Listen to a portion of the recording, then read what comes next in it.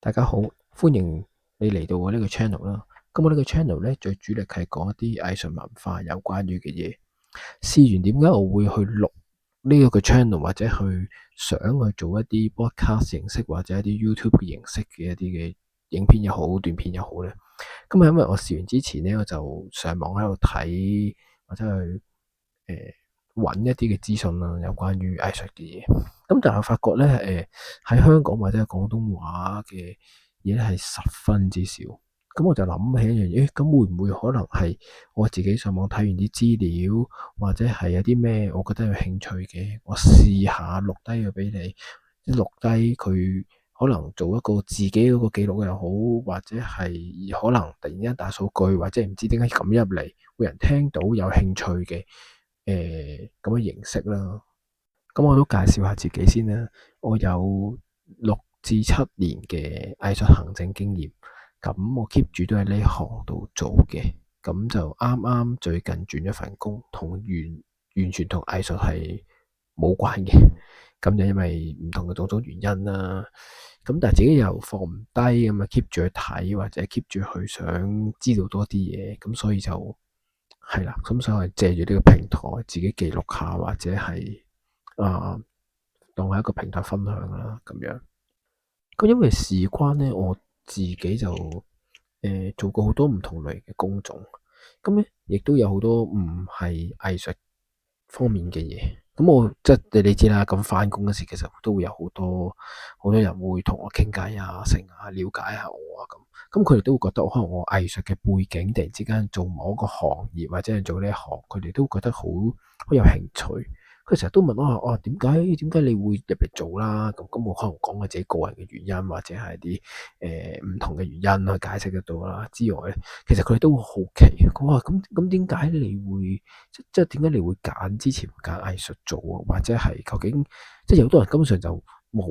冇接觸過呢樣嘢，或者係佢唔知道咩叫藝術嘅。咁佢就會直頭會覺得哇，呢個僆仔或者呢個人佢之前都做過唔係1-2年嘅經驗，即係可能係做過某一個年數嘅經驗嘅一個藝術工作嘅人。咁佢就會成日都問我，喂，究竟點解我哋要藝術啊？或者係點解我哋咁 into 呢樣嘢啊？咁樣即係發覺多一個問題，你答得多咧，你個答案就會越嚟越好，即係越嚟越可能唔同人會俾一個唔同嘅反應嘅你。你會因為咁樣而去修正你自己嘅答案咁樣。咁啊，經過我呢幾年以嚟，或者係唔同人問完我之後，我得出嚟嘅反應，我再修正我自己答案。我發覺呢個答案係我自己幾滿意，或者係我係幾中意去會用呢樣嘢去答翻人哋嘅。有好多人會問，即係會問啊，點解藝術咁重要，或者點解你會咁着重於藝術呢樣嘢咁？我問翻佢條好得意嘅問題，我就話其實大家都知道人類呢個歷史應該係以萬年嚟到計嘅。咁你喺咩時間你會定義我哋而家呢種人類係已經開始有思想，或者已經唔再好似野獸咁樣，就食完瞓，瞓完食，食完屙咁樣呢件事情咧咁樣。咁有啲要答唔同嘅答案啦，有啲要答數據啦，有啲可能上 Wiki 上 Google search 轉答我啦，咁有啲可能笑下咁樣，即係問我點解咁問啦咁樣。咁因為其實我問呢個問題有好最大嘅原因係因為其實有我哋所知道有好多歷史學家或者係一啲